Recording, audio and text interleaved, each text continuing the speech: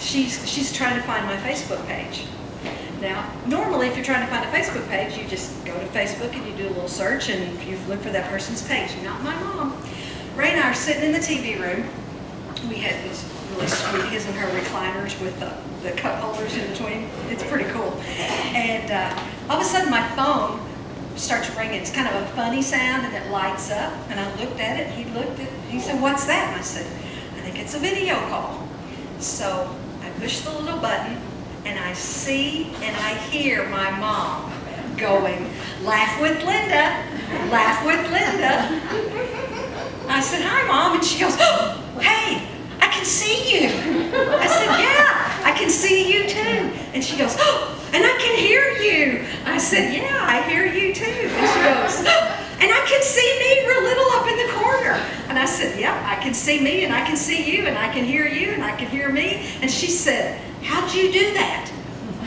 I said, "Mom, you called me." And she said, "I was just trying to find your Facebook page." I said, "Well, I think it's called a video call. I don't know how you did it, but you called me." And she said, "Okay, well, I'll get off here now, but you'll have to hang up because I don't know how." So I would like to end that story by saying, my mom did that once, but my mom has done it several times. One time I was at work, one of my co-workers got to witness that little scene. The last time she did it was awesome. The phone rings, that funny little ringtone, and my phone lights up. And I can hear my mom saying, "Laugh with Linda, laugh with Linda." But instead of seeing my mom's face, I'm looking directly into her ear. She has the phone up like this. So then I say, "Hi, Mom." And then she goes, "Hi." And I said, "Mom, don't hold the phone so close to your face." And she goes, "I have to, I don't have my hearing aids in, I can't hear you." So we go through this whole thing again. Once again, you have to hang up, I don't know how. So that's my mom and her smartphone.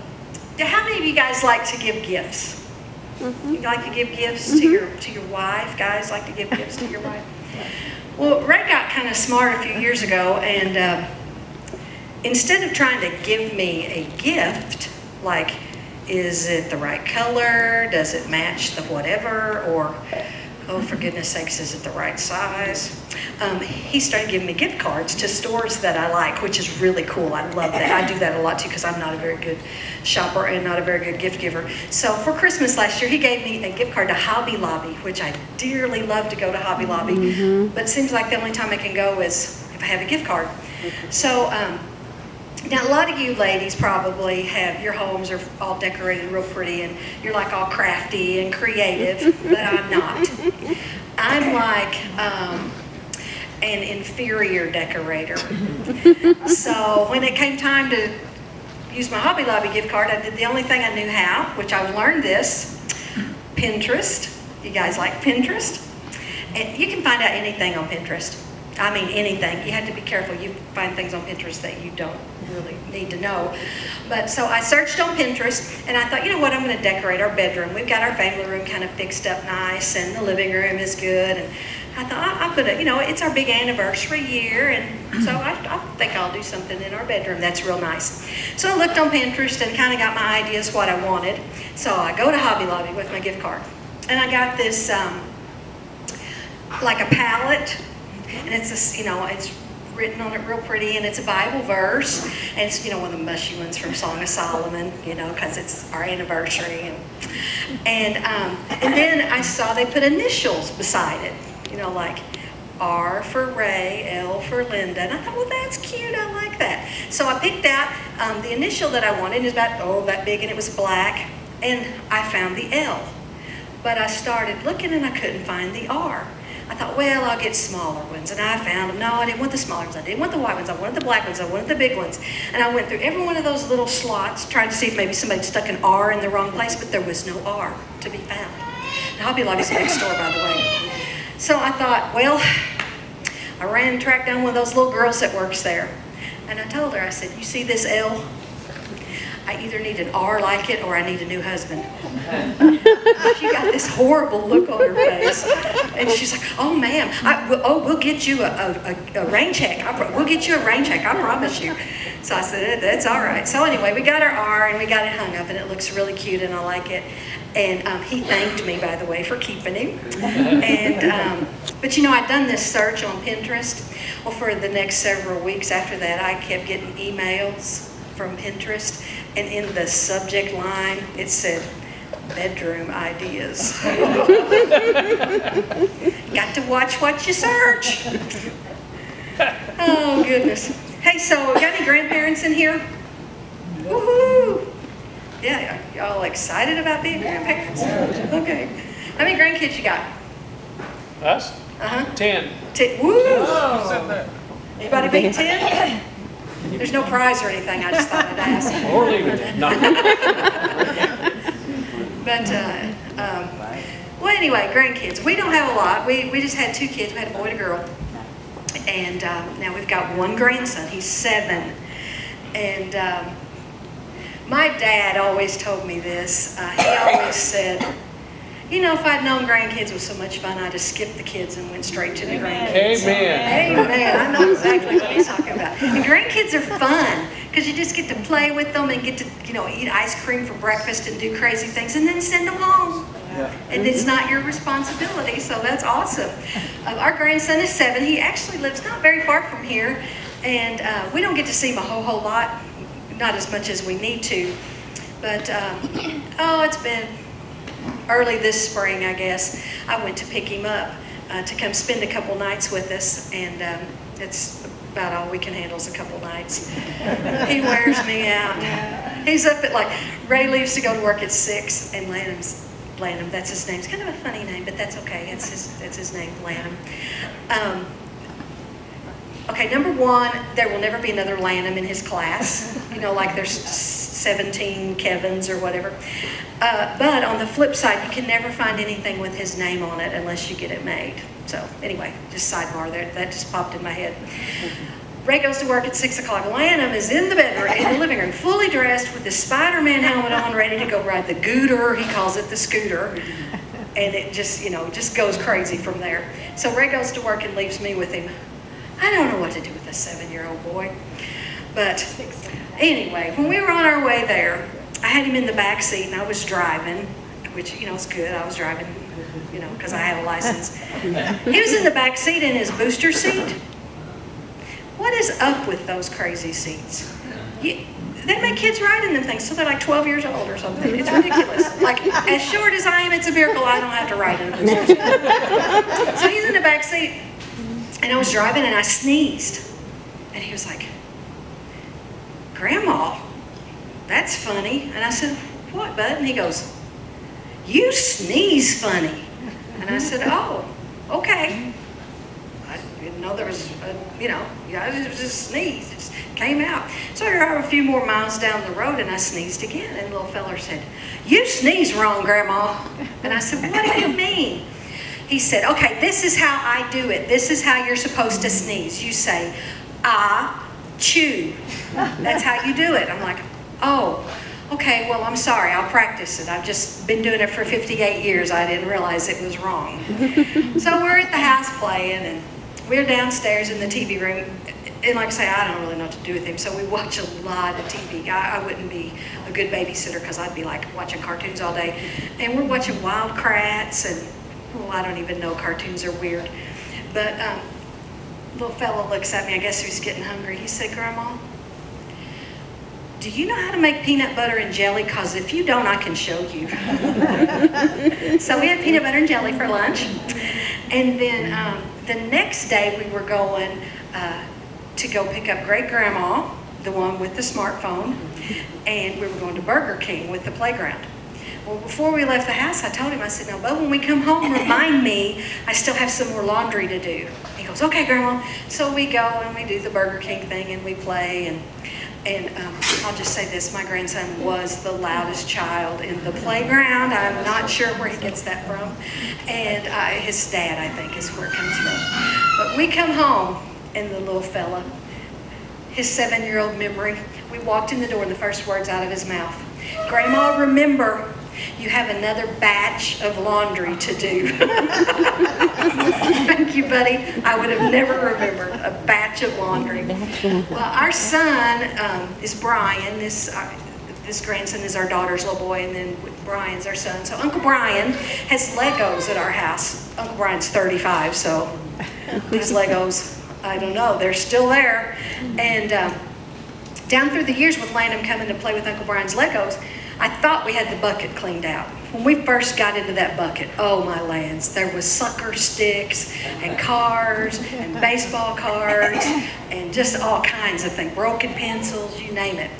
Well, this past time Landon was there just a few weeks ago, he dumps the Lego bucket out and he finds a push pin, you know, like a little thumbtack thing. And he's played with that bucket of Legos I don't know how many times, but he found it. No one was injured.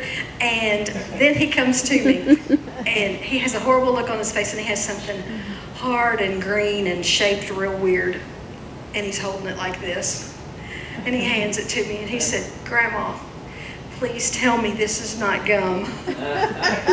And I looked at it and I was like, "Well, buddy, I'd like to tell you that, but I'm not really sure what we got going here." So it was like petrified, I think.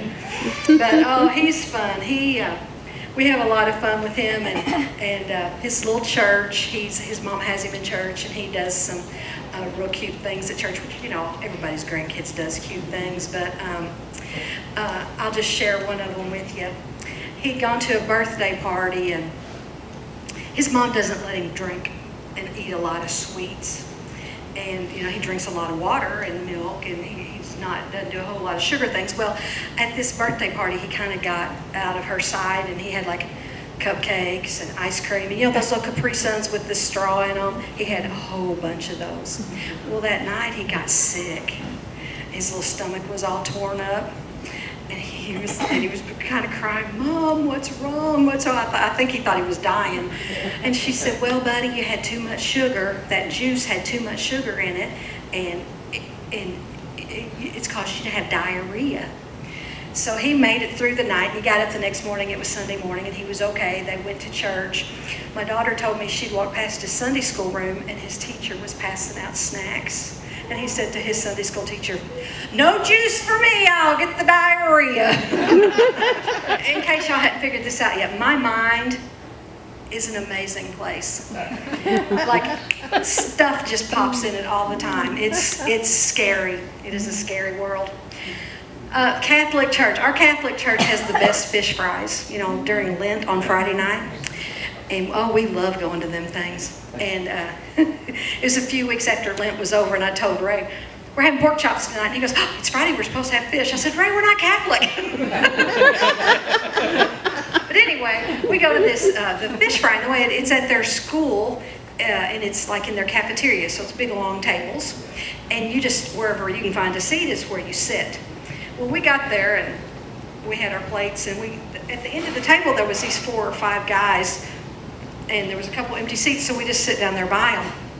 We were just eating our fish, and these guys I think had already eaten, and they knew everybody in the building. Like everybody that walked past them had to stop and talk to them. And so we're just eating, and Ray's really eating. He's a real fish eater. And I'm like, if it don't really taste like fish, I'll eat it, and give me a lot of ketchup, and I like the okra and the French fries. But anyway, I do eat some fish. But so this guy walks up, and I thought, I think I know that guy. He looks familiar. I think I know him. Well, about that time, all these guys were like, "Hey, Rob, hi, Rob, how you doing, Rob?" And I'm like, "Oh, that's Rob that works with Ray at the hospital. I do know that guy." So he finishes talking to these men, and he starts to walk off, and he looks over toward me and nods and smiles, and I'm like, I break out in a big grin, and I'm like, "They will just let anybody eat here, won't they?" And he got a real funny look on his face, and he said, "I guess." And then he walked off. Ray looked at me and said, "Who was that?" Well, apparently it wasn't Rob that works at the hospital. I don't know who the guy was.